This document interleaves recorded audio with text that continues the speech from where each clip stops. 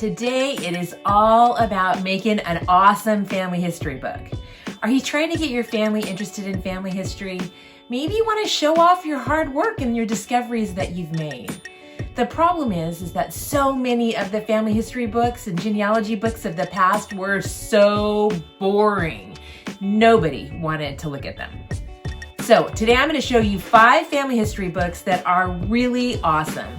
And hopefully they'll give you some ideas of platforms that you can use and ways that you can write family histories that will be things that your family will actually look at. All right, so before we get into the 5 examples, I want to talk to you a little bit about family history books. Do me a favor and please make them interesting. I know sometimes family history can be kind of boring, and especially if you haven't been bit by the bug, it's kind of like, yeah, whatever. So the aspects that you want to make sure you include in your books that make them something that people are really interested in are, first, images. You need images. You need images because we are a different society now, and we have an attention span this long, and pictures can also tell 1,000 words. So you want images. You want images if you have photographs of the people. Even census images or their draft card or things like that can be really interesting. So I don't know, maybe I'm weird. Maybe to me, censuses can be really interesting, but maybe to other people, not so much. But sometimes the census records say things that are surprising to people, like an occupation or how much their home was worth. Those are the little things that sometimes tend to grab people's attention. So put those in there. The other thing that you want to do is keep it short and sweet. We tend to go on and on and on and on and on about all of the information that we've obtained. And the reality is that most of our family, they don't care. They just want something that they can learn about their family history person. And then if they get the bug and they learn more about somebody in their family tree, then great. Maybe they'll become genealogists too. But at least you're sharing your love of the person and some of the great information that you've discovered about them. And the last thing that I really want to tell you to do is try to tell stories. Now that's a lot harder when we go back in time and maybe we don't know the story. But if you have journals or if you have other information like that, that can be really interesting for people. Not that they necessarily want to read the whole journal, but you can summarize it. Or a letter. Or you may need to be doing some research and find out what happened during that time period. And then take the information that you've gathered and kind of knit it together with what was going on in the time period so that you can tell a story. Now remember, keep things brief. All right, so let me give you these examples. Number 1. This is the platform that I've used the most often when I've done projects for clients. It's MyCanvas.com. And you can access it through Ancestry. It merges well with Ancestry, but it is not solely an Ancestry product. So these are some photographs of a couple of different pages that I've used in books that I've done on this platform. Pros and cons of this platform. Like I mentioned before, it works well with Ancestry. So it will import your family tree and create a page like this one. Now I have some things blocked off because those are living people and I didn't want to put information that's private in there on living people. But I like that. I like that they take the information and they create a family tree for you. They also automatically create some of these other pages, like the family group sheet page on the left, as well as a timeline. They'll take information and make it into a timeline. Now, I'm not a big fan of their timelines in that they don't always put the information in that I want, and I have to end up making a lot of changes to them. But I like the format of it, and I like how the information on the bottom, it kind of talks about some of the things that were happening in the world during that particular time, which can be very interesting.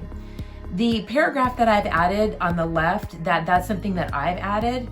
It gives me kind of a place to summarize some information about the family, and then I've added the photograph on the right. But it gives you something to start with. Now they also will create census pages for you, but I kind of take them and morph them and make them into something that's easier for people to read. But this is an example of taking a couple of censuses and then talking a little bit about that family. And then the other thing is they have a lot of great artwork that is available that's part of the platform. That flag picture on the back of those draft cards, that's something that can come on the program, as well as this military timeline. That's again something that can be generated, and these other pictures and things like that. So it's really interesting to show some of this stuff and have a bunch of artwork available to you. that you would have to worry about copyright and stuff like that, were that not the case. I also really like the different page setups that they have and the different things that you can use, like that history stamp up there, that's their work that I can use. There's just a lot of really cool backgrounds and a lot of really cool things that can make your books look a little bit more professional and a little bit more interesting. I put a picture of the actual will of somebody's ancestor. And on the other side, we did an additional family tree on a particular line that went back further. And I just kind of created it how I wanted to. You have the ability to remove what you want and put in what you want. It is time consuming. And this program is one that you kind of need to have some practice on it. It's kind of frustrating at first. I really like these pages. I think they turned out really good. We have this great picture of somebody in the South, and of course their kids have guns, which today would not be socially acceptable, but then it totally was.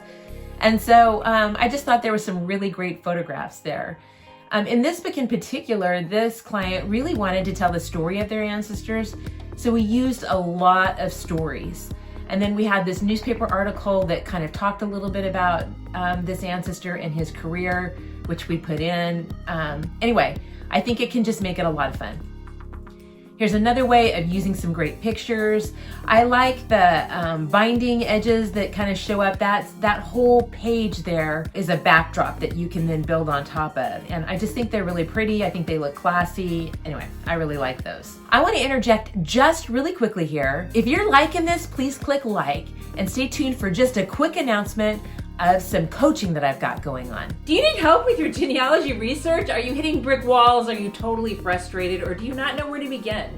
I've opened up group and individual coaching sessions via video, and they start at $35. So if you're interested, click the link below down in the description of the video and you can sign up.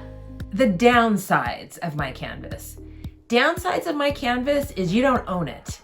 So you're building it on their site and you can't download the PDF. You have to buy the book from them, and their books aren't cheap.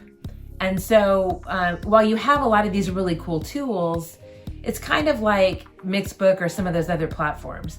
They give you access to a lot of really cool tools, but you have to use their stuff, and then you have to buy the books from them.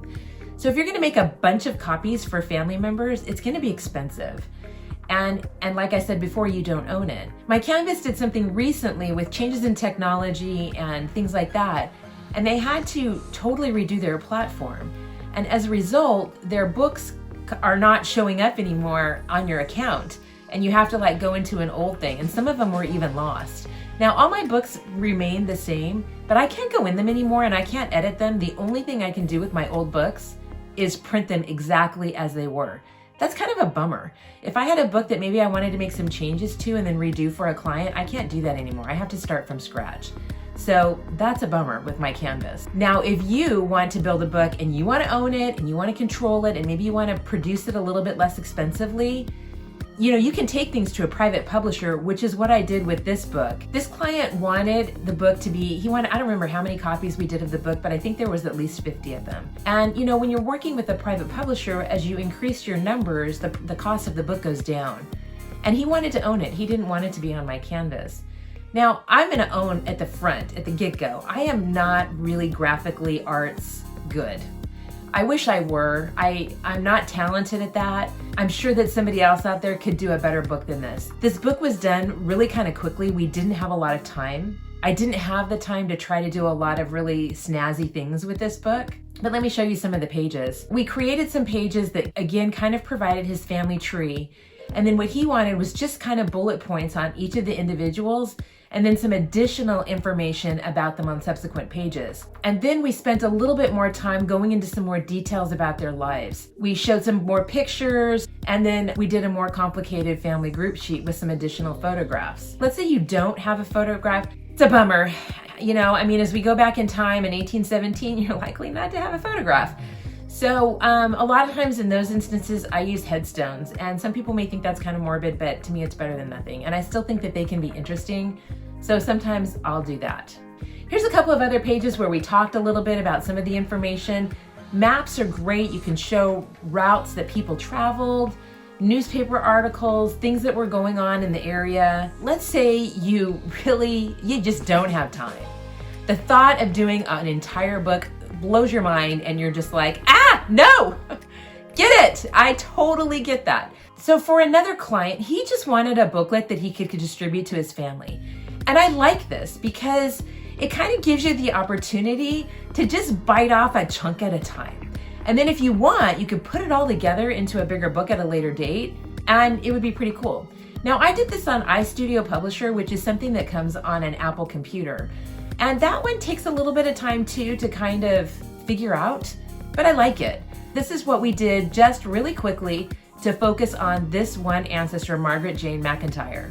So we did a page that we showed her headstone. She was a Mormon pioneer, and so we talked a little bit about her experience on traveling west. And then we did a relationship page. And then we wanted to talk a lot about her life and her conversion to the Church of Jesus Christ of Latter-day Saints and her trek west and things like that. These were things that were important to my client that be included.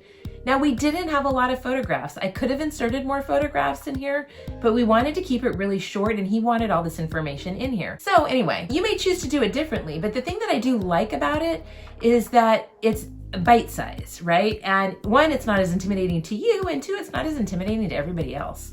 All right, number 4. This is my friend Doris James' book. Doris James is brilliant. I love this woman with all of my heart. She has been a dear friend for many, many years, and she is a genealogist to the core. And she wanted to do something for her grandchildren. And so she did something really, really cool. Her grandkids call her Grammy Bird. And it talks a little bit in the beginning of the book as to why they call her Grammy Bird, which I think is really cute. But one of the things that she did was she asked her grandchildren to draw the pictures of different family stories. And she used that in her book. As you can note here, it says, the book was by Doris Soule James, but the drawings were by Grammy Bird's Illustrations Club, which means her grandchildren. So let me show you a couple of examples. Here, Noah did a great illustration of Daniel Davenport, who fought in the Civil War, and she told this great story about Daniel. Love this. And then she always kind of put a little quote at the bottom. Hearts turned, lessons learned. It takes courage to stand for freedom. I really like that. I think she's doing a great job of sharing with her grandkids some really cool things about her family. On this other page, I think this one is hilarious. Lawson did this drawing of their ancestor, George Soule. I hope I'm saying that right, Doris. If I'm pronouncing that wrong, please forgive me. But anyway, look at him holding on to the sail because he went through a typhoon. Love that. And you know, here she said, hearts turned, lessons learned, gather your courage when times are rough. I thought this was such a brilliant idea to bring the kids, the family into the production of the book and make something really awesome for her family. Doris, thank you for allowing me to share your brilliant idea because I really think it's something that other people are going to do after seeing this. My last example is from Holly Beesley Heslop. And she is actually somebody that I ran into at one of my conferences that had watched my YouTube channel. And we were talking about books and she talked about a book that she did on Mixbook. Now, Mixbook is another platform. Probably more people are familiar with Mixbook. But I really like it because it, again, has a lot of that artwork for you. And if you're familiar with doing other types of scrapbooks on Mixbook, you might be able to do a family history book on Mixbook. Again, the fees are a little bit more expensive to buy the books, but I do think they're less expensive than MyCanvas. So anyway, but it's something you could check out. So take a look at a couple of Holly's pictures. They look really great. She did beautiful pages where she talked about the different members of her family. And I just really love the artwork and how she organized it. I think it looks really, really nice. She doesn't have the same background on every page. She made the pages differently, kind of more of a scrapbook way. And I think that looks really cool. Here she's related through Ebenezer Beesley, who started a music shop in Salt Lake City, Utah. I just love this. I think this is really great. Thank you so much, Holly, for allowing me to share your example as well. So I hope these 5 examples have inspired you, have made you want to do something for your family and share your love of your ancestors with them, because that's what it's all about, right? That's what we're doing. We're trying to find more about the people that came before us. It helps us understand more about ourselves. It helps us feel connected to our past. And it will do the same for your family members when you produce something that they will actually look at and read. So good luck, and please subscribe to my channel. Check these out over here, and click like if this has been of help to you. I would really appreciate that as well. Thanks. Have a great day.